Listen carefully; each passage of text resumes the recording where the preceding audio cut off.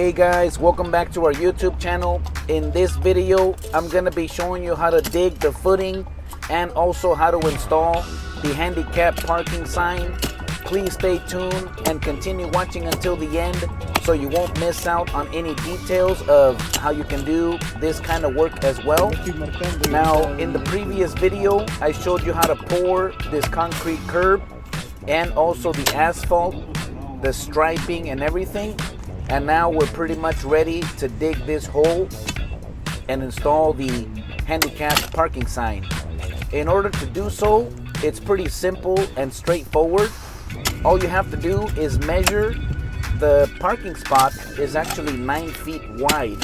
That's like the typical standard. And so you just measure in the middle, and that will be the center point of your hole. And in our site plan, it calls for the sign to be directly behind the curb. So right here it worked perfectly. And the specs for the hole, it wants it to be 12 inches wide by 2 feet deep. So that's what we're doing right here. We're demoing, excavating the area. We have that nice shovel and also this heavy duty rod to break up and loosen up any soil that's in the way. But from the asphalt level down, we dug 2 feet and the hole is 12 inches wide.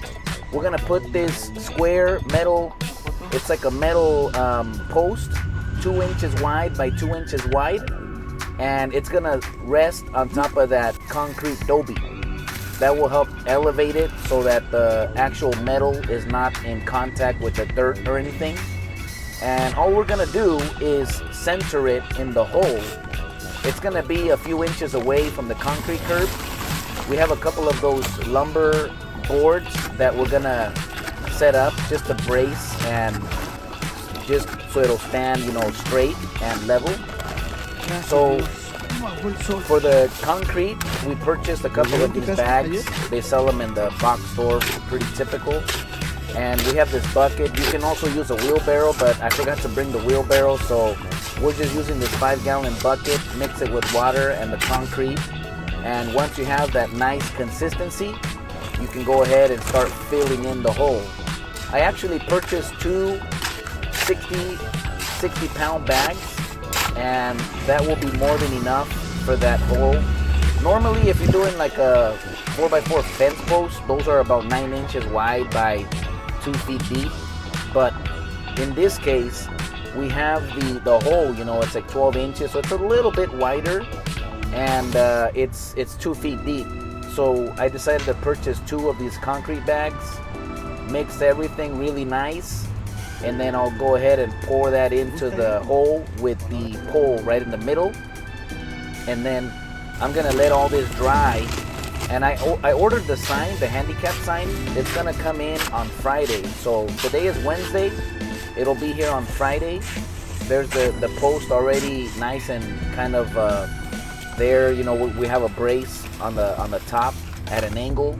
We're gonna put 2 braces. So that's what we're doing right here. We have some zip ties, and we're just tying the 2x4 with the zip ties around the steel post until we have it nice and straight and plumb.